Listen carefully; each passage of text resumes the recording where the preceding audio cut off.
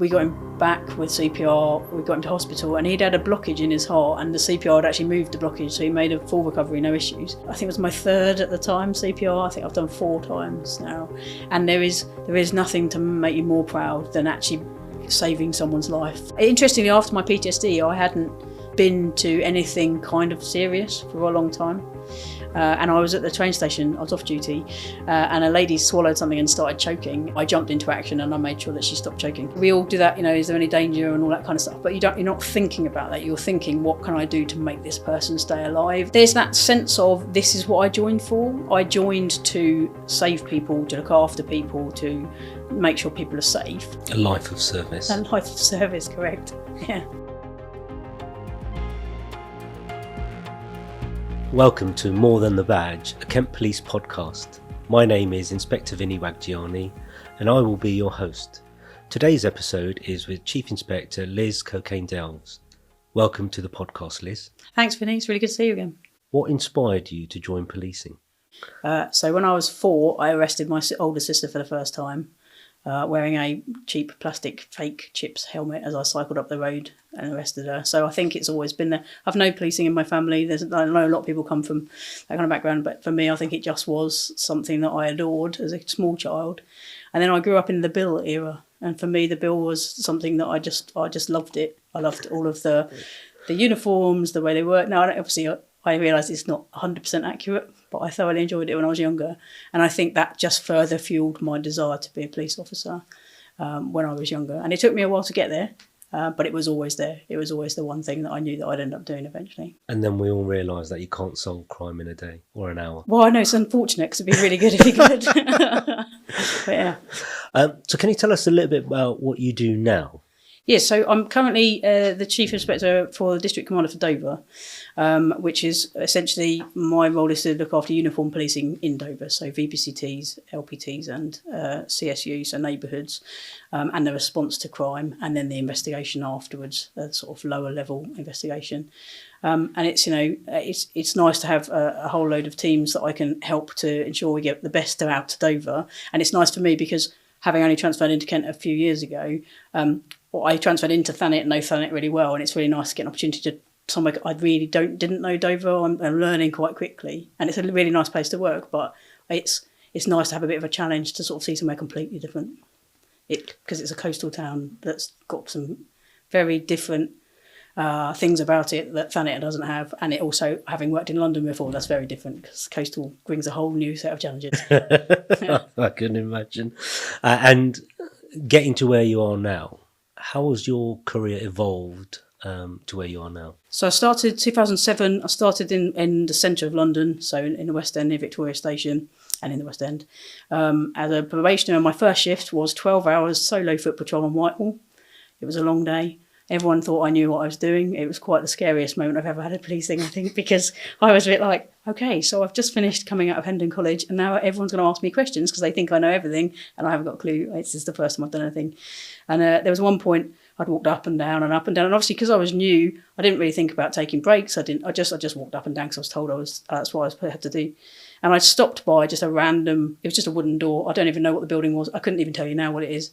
And I'd stopped just for a break from walking. And I stood there for a little while, thought nothing of it, and suddenly loads of people were like, is something going on in there? And it suddenly occurred to me, they all thought I was on some kind of crime scene or cordon. And I was like, no, everything's fine. And then I waited a little bit and then I shuffled off because I didn't want them to think there was a serious issue going on in a building that I didn't even know what it was. But yeah, so that was the start of it. I then sort of moved around within the West End for 7 years, got my response course, my standard driving. And then I wanted to change, but I love uniform. I love responding. So I didn't find a specialism I was interested in. So I wanted to just change up where I did the responding. So I moved to Lewisham. I got the change I wanted. It was very busy, but probably the best 3 years of my career of just a really great team, worked really hard for each other. It was really, really busy.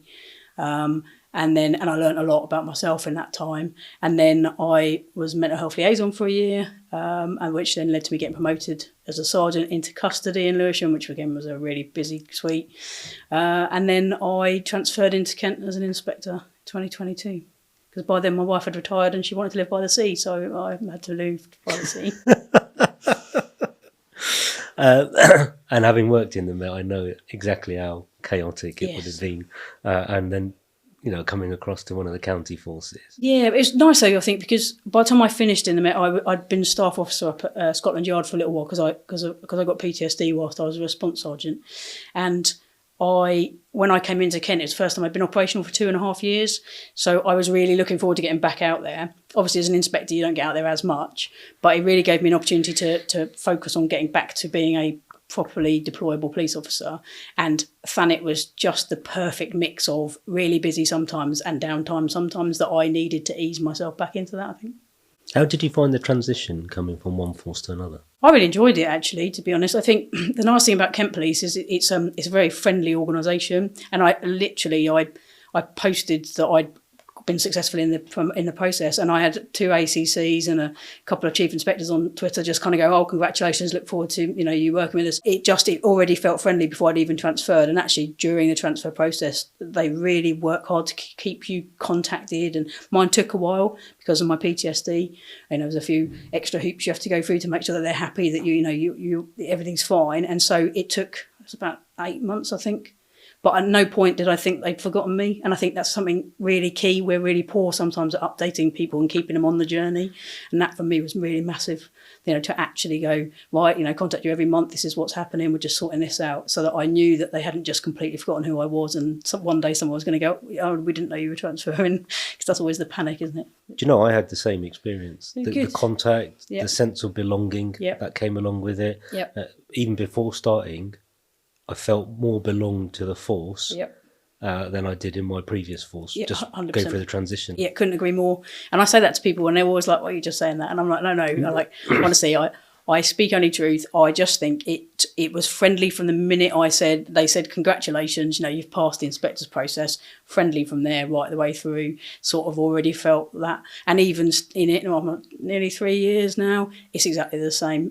People actually do care for each other and they do look out for each other. And, policing has its issues, but there is a real sense of community within Kent Police. I don't think you get other places. And has that sort of transition from the previous force to Kent Police, how has that helped with your work-life balance? So firstly, I live by the sea, and the ability to step out of work or step out of your home and go for a walk in nature, I think is so huge. And in fact, when I got diagnosed with PTSD, the first thing I did was go for a cycle. And I lived in Maidstone at the time, and I just cycled around the river. And a huge just weight off my shoulders just to be out in nature, whizzing along. And I think it's the same. So any time at work when I'm having a difficult day, there's been a lot of challenges, I could just turn around and walk out the building and be at the sea in 10 minutes and just breathe and, just relax a bit. And having that ability then with my wife who's retired to have that work-life balance after work as well. We can, take the dogs out. I can just chill. It's much bigger. My journey into the Met was 2.5 hours. So there's no doubt. Wow. Yeah. So you still lived in? I lived in Canterbury at the time, but yeah. And travelling into that? Towards the end, whilst I was waiting to transfer, I was living in a motorhome, so it wasn't even in a house. It was one small square box in Canterbury. Oh wow! So it was challenging, but I look back on it fondly because it was a great time, and also I think that communication with Kent Police made a massive difference. Yeah, and we talk about challenges in policing. What's the support like for the local policing teams at present?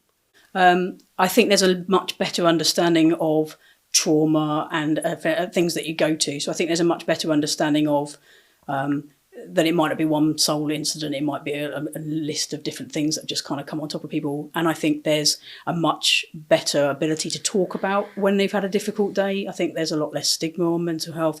There's still a way to go. At the end of the day, it's difficult. We do a job where we have to go to these calls and stuff like that. But actually, I think LPT get supported much better. I think line managers are supported to support them. I think you've got the welfare and that the OH. They all understand that it can be a really difficult job, but it still has to happen. And it's how do you manage that? And I think that's done really well.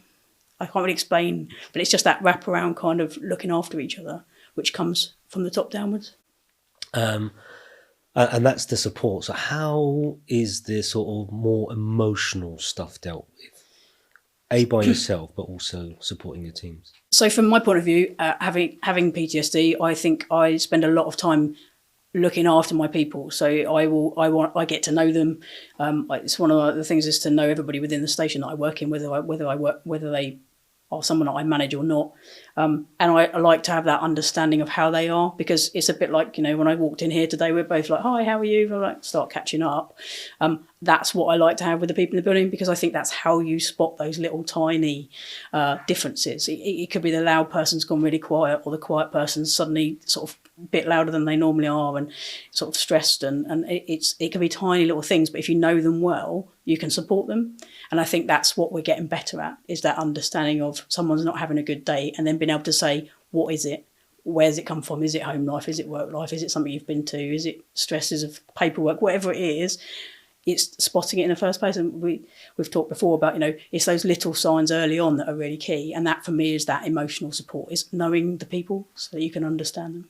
You're in a position where you see your teams going from calls to calls, yep, and responding and investigating a vast volume of stuff. Have you seen or heard any sort of misconceptions about policing of what our teams are delivering? I think one of the biggest ones is blue light runs. So we'll get a call to some serious risk, and anybody that can drive on blues that's available will start dispatching towards it. Not everybody, depends on the call, but if it's a high enough risk, anybody's available will start running towards it, so that we can get people there as soon as possible.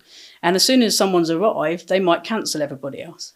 And you'll be like, fine, put yourself back on duty, turn your lights off, turn off and go back to what you were already doing or whatever. But all the public see is a police car going flying past them on blue lights, and then suddenly stopping, turning on the lights off, pulling in and carrying on their journey. And I think people think we're just doing that for fun. I actually think people look at it and go, what happened there? And sometimes it's that it would be nice to be able to explain to them, no, we've stopped because we don't need to put you in any more danger with a blue light run. We don't need to be running that fast. We might even still be going to it, but we don't need to be flying past you. But I think there's this misconception that, we've missed our lunch, or we've got back to the station. And I'm like, no, it's done for the safety of everybody. And I've heard it. I've actually heard people saying they're going on their lunch break. Yeah. And you're a bit like, there is no way anyone blue light runs to their lunch break, because you just would be crazy. But I can understand the misconception, because I've done it, before, even in my own car going home, and a police car flies past you, and then 2 minutes later you go back past it and it's parked up and it's clearly knocked out a call. It's not doing anything particularly. You're like, what are they doing? Yeah. And I sometimes have to remind myself they've probably just been cancelled from whatever it is. And I just think it's really funny, because I can understand the misconception, but it does make me laugh that they think we rush around to our lunch. And has there been a moment in your career where you've looked at the risk and realised, oh my God, what am I doing? So there's been a couple of quite serious incidents where they weren't particularly serious incidents, but they could have had a much worse outcome, and I think they're the ones that stick with me. So the first one, we had a few youths that were hanging around a housing estate, nothing really. A couple of units went, this was in London, a couple of units went, and these youths were just causing a nuisance. They're trying to get them to go home. 2 of them lived there, 4 of them didn't. And then all of a sudden one of them kicked off and one of them punched them. So there's nothing to do with us, really. We were all just there trying to calm them down, send them home. And all of a sudden, one punched the other one, and then it all just became a melee. And it was only as we were all kind of trying to grab hold of them to stop them fighting each other that they then started fighting us instead, which is, we know happens. But we were on the first floor of a low-rise block of flats with like a really low balcony. So the next thing you know, me and my colleague have almost tipped over the balcony. And I think the only reason we weren't is because there was 2 of us that managed at the same time, for no reason, kind of pulled ourselves in the opposite direction. And it was only once it had all calmed down that you really realised how close all 3 of us were to tipping over a balcony. And, it was a first floor, but it would have been catastrophic. And at the time, you're so busy doing your job and so busy making sure you're trying to stop anybody from getting hurt, that we're lucky that for some unspoken reason, we both pulled back at the same time. But you don't think about it at the time. But that's one that stayed with me always, because that's how quickly something can change. And then the other one was I was, again in London, I was just dealing with a bit of a rowdy bunch of people in the West End, and then someone came up behind me and got hold of my stab vest by the top of it, and I'm 5'4", 5'3", one of those, and she was 6'4", and she basically picked me up by the top of my stab vest, which basically strangled me. And at the point where I nearly lost consciousness, one of my colleagues rugby tackled her. And even now, when I have a heightened response to something, if I'm busy or whatever, I get a sore throat.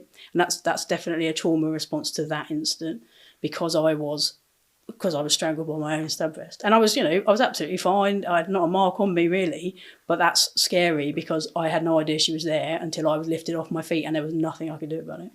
Wow. So they're the two that stick with me. And then in contrast, can you remember or share a moment where you felt really proud of something you've done or your team's done? Yeah, so I mean, I've got a few things I've done. We were called to a house party, and there was a chap who'd been stabbed, and he'd been stabbed. He was a late teens, I think he was. He'd been stabbed in his chest area, and you could actually see his lungs and his heart kind of trying to beat. That's how big the hole was. And there was only two of us, and the party was still going on around him. He was just laying on a couch, looking particularly grey. And so we sort of looked at each other and just grabbed an arm and a leg, well, 2 arms, 2 legs, and just ran him out of the building, got him outside, started doing CPR. And then HEMS came, and he survived with no long-term damage, which was crazy because when we saw him, he was, and you can't help but be proud about that. But also I just think it's nice to be able to go, I got a positive outcome out of that, but also that instinct to just get him out and try and save him, I think, is in all of us. Another proud moment is I was around the corner from a male collapsed and someone in his office had started CPR, and we were minutes away. So we just ran in, started CPR defib. And he was an older gentleman just working in his office, and he'd just keeled over. And we got him back with CPR. We got him to hospital, and he'd had a blockage in his heart, and the CPR had actually moved the blockage, so he made a full recovery, no issues. And I think it was my third at the time CPR. I think I've done 4 times now, and there is nothing to make you more proud than actually saving someone's life. And I just think you can't understand that feeling unless you've been there. But to do it 4 times is really quite something. Interestingly, after my PTSD, I hadn't been to anything kind of serious for a long time. And I was at the train station, I was off duty, and a lady swallowed something and started choking. And without even thinking about it, I helped her. I mean, it didn't take an awful lot, but I jumped into action and I made sure that she stopped choking. And that is because that's every year we do the same training, and we do it and we do it and we do it. And it really was really interesting for me, because it was just before I transferred, that actually I'm going to be okay when I go out, because the only worry I had about being operational again was if someone dropped down in front of me for whatever reason, am I going to be able to tap back into that side of me? Because it's A, been a long time, and B, it was traumatic the last time I did it. And I did it, and I instantly was like, oh, yeah, you just get on with it. So I don't think there's ever a time where you think about obviously we all do that, is there any danger and all that kind of stuff, but you're not thinking about that. You're thinking, what can I do to make this person stay alive? And that's all you're concentrating on. So I don't think there's ever any sort of thought about the stresses on yourself until after the incident, is what I'm saying. Many officers won't deal with 4 CPRs in their lifetime as a career police officer. You've had 4. How do you cope? How do you feel around? Well, I don't know. I think, how do you explain it? I say proud, but proud's not quite the word. There's that sense of, this is what I joined for. I joined to save people, to look after people, to make sure people are safe. And that's the very ultimate of that. That's the peak saving of people. But actually, it's the little things sometimes that are just as important. So yes, I've done CPR 4 times. But actually, there's domestic victims that I've supported to get away from somebody and get into a refuge, and it gives you that same sense of, this is why I do the job. I do the job to make other people have a safer life, basically. A life of service. A life of service, correct. Yeah. I think when you get yourself into that sort of position, and you are exposed to all of that, you suddenly start realising the enormity of what you end up doing as a police officer. Yeah, I don't think people understand. I think people have an idea, and they watch The Bill when it was on, or they watch all the all of the other cop shows that are out there at the minute, and there is some semblance of normality now. Some of the violence in that is crazy, but actually small things happen all the time. You know, officers get assaulted on the daily, and it could be minor things, it can be major things. And I think you're so busy doing your job and protecting people that sometimes that's not as obvious as you might think it is. And if I actually looked back and thought about it, I think I could probably tell you a multitude of times where I've got involved in things that, you know, other people just wouldn't understand as a day job. I think it's really great fun, and it's that camaraderie amongst your team that makes all the difference when it comes to that. Yeah. Talking about fun, we're going to go on to some off-the-cuff questions. Yeah, go on then. So when you were a child, what was your dream job? I mean, I probably already know the answer. Well, yeah, my dream job was to be a police officer.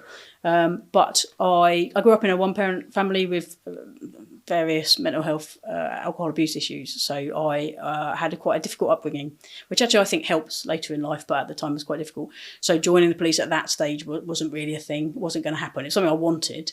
And then as I got older, I just fell into other jobs, but it was always that one thing I wanted to do. And then when I got to 30, I was like, I really should do something about that. It's about time I actually did something about that now. And I've loved it ever since. But yeah, it is. It was my dream job literally from the get-go. And if you had any superpower, what would it be? My superpower?